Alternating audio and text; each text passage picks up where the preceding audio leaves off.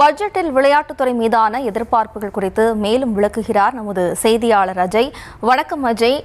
நாம இன்னைக்கு பார்த்து கொண்டிருக்கிற துறை விளையாட்டுத்துறையை பொறுத்தவரையில கடந்த ஆட்சி காலத்துல எவ்வளவு நிதி ஒதுக்கப்பட்டிருந்தது, இந்த ஆண்டு எவ்வளவு நிதி ஒதுக்கப்பட இருக்கிறது? அதாவது பொதுவா திமுக ஆட்சியை பொறுத்த வரைக்கும் கடந்த ஆட்சி காலத்துல பல போட்டிகளும் பல திட்டங்களும் வகுக்கப்பட்டு மிக சிறப்பாகவே முன்னெடுத்து சென்றாங்க. அதுபோல தாவிக ஆட்சி காலத்துல என்னென்ன திட்டங்கள், அதாவது அமைச்சர் ஆதவ் அர்ஜுனா என்னென்ன திட்டங்கள் எல்லாம் மாணவர்களுக்காக செய்ய இருக்கிறாரு, அது தொடர்பான விவரங்கள் வழங்கலாம்.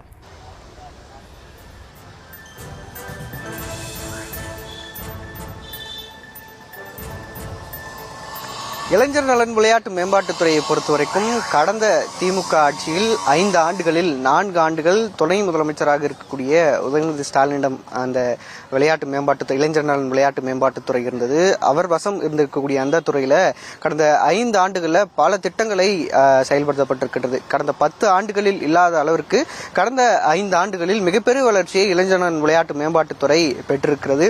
புதிய ஆட்சி அமைந்திருக்கிறது. வருகின்ற ஆகஸ்ட் 5ஆம் தேதி நிதிநிலை அறிக்கை தாக்கல் செய்யப்படுகிறது. என்னென்ன திட்டங்கள் வேண்டும், அதாவது புதியதாக இளைஞர் நலன் விளையாட்டு மேம்பாட்டுத்துறையில் என்னென்ன திட்டங்கள் வேண்டும் என்பதை பொதுமக்களிடம் நேரடியாக சென்று நாம் கள ஆய்வை மேற்கொண்டோம். அந்த கள ஆய்வில் பொதுமக்கள் பல யோசனைகளை வழங்குகிறார்கள். பல புதிய திட்டங்கள் வேண்டும் என்றும் சொல்கிறார்கள்.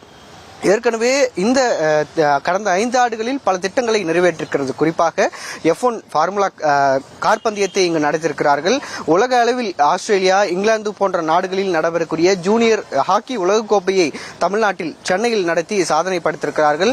செஸ் ஒலிம்பியாட் இங்கு நடைபெற்றிருக்கிறது. உள்ளிட்ட பல விளையாட்டுகள், அதாவது இங்கு நடைபெறாத, இந்தியாவில் நடைபெறாத விளையாட்டுகளையும் இளைஞர் நலன், அதாவது SDAT என்று சொல்லப்படக்கூடிய இளைஞர் நலன் விளையாட்டு மேம்பாட்டுத்துறை இங்கு சென்னையில் நடத்தி, சென்னை, மதுரை, கோயம்புத்தூர் போன்ற நகரங்களில் நடத்தி மிகப்பெரிய சாதனையை படைத்திருக்கிறார்கள். அந்த வகையில் மேலும் பல சாதனைகள், பல திட்டங்களை கொடுக்க வேண்டும் இளைஞர்களுக்கு என்று பொதுமக்கள் சொல்கிறார்கள். குறிப்பாக மாவட்ட அளவில் விளையாட்டு மைதானங்கள் இருக்கிறது. அதை பிளாக் லெவல்ஸ், நகர லெவல்களில் எடுத்து வந்து அரசு பள்ளி மாணவர்கள், அரசு உதவி பெறும் பள்ளியில் இருக்கக்கூடிய மாணவர்களை விளையாட்டில் ஊக்குவித்து அவர்கள் திறமையை கண்டறிந்து ஒலிம்பிக் வரை அவர்களுக்கு பயிற்சி அளிக்க வேண்டும் என்று பலர் அவர்களுடைய கோரிக்கையை வைக்கிறார்கள். அது மட்டுமில்லாமல் விளையாட்டுக்கென தனி வெப்சைட், போர்ட்டல் தொடங்க வேண்டும் என்று சொல்கிறார்கள். அந்த போர்ட்டலில் இளைஞர்கள் மற்றும் அரசு உதவி பெறும் பள்ளியில் இருக்கக்கூடிய மாணவர்கள் தங்கள் திறமைகளை அந்த வெப்சைட் மூலமாக வீடியோ காட்சிகளாக பதிவு செய்து திறமைகளை தாங்களே எடுத்துக்கொண்டு அந்த திறமையின் மூலம் அந்த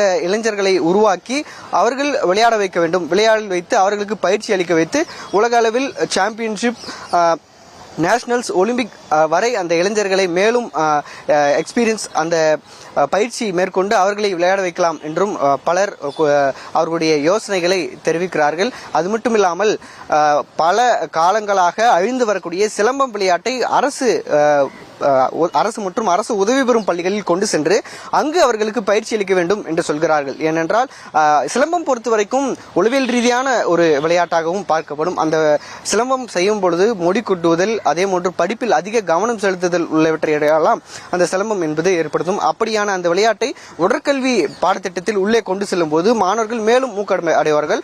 படிக்கக்கூடிய மாணவர்களும் படிப்பார்கள். அதே போன்று சிலம்பம் சுத்தக்கூடிய மாணவர்களும் உலக அளவில் சிலம்பத்திற்கு சென்று அங்கும் பல பதக்கங்களை பெறுவார்கள் என்று சொல்கிறார்கள். அந்த சிலம்பத்தை மேற்கொள்ளக்கூடிய ஆசான்களுக்கு அரசு பணி கொடுத்து அவர்களை அங்கு சென்று மாணவர்களுக்கு பயிற்சி அளிக்க வைக்கலாம் என்றும் சொல்கிறார்கள். இது போன்று பல்வேறு திட்டங்களையும் தொடர்ந்து சொல்லிக் கொண்டிருக்கிறார்கள். இது மட்டுமில்லாமல் மிக எளிமையான விளையாட்டாக இருக்கக்கூடிய போட்டிகளான துப்பாக்கி சுடுதல், வில்வித்தை போன்ற விளையாட்டுகள் எல்லாம் இந்திய அளவில் மிக குறைவாகவே இருந்து வருகிறது. அப்படியான விளையாட்டுகளை அரசு உதவி பெறும் பள்ளிகளில் எடுத்து செல்லலாம் என்றும் பல யோசனைகளை வழங்குகிறார்கள். குறிப்பாக அதே போன்று கடந்த திமுக ஆட்சியில் நிதிகள் செலவாகிவிட்டது, நிதிகள் இல்லை என்று சொல்லாமல் இந்த நிதிநிலை அறிக்கையில் விளையாட்டுத்துறைக்கு கூடுதல் முக்கியத்துவத்தை கொடுத்து பல நிதிகளை ஒதுக்கி புதிய திட்டங்களை கொண்டு வர வேண்டும் என்பதே பல பொதுமக்களுடைய கோரிக்கையாக இருக்கிறது.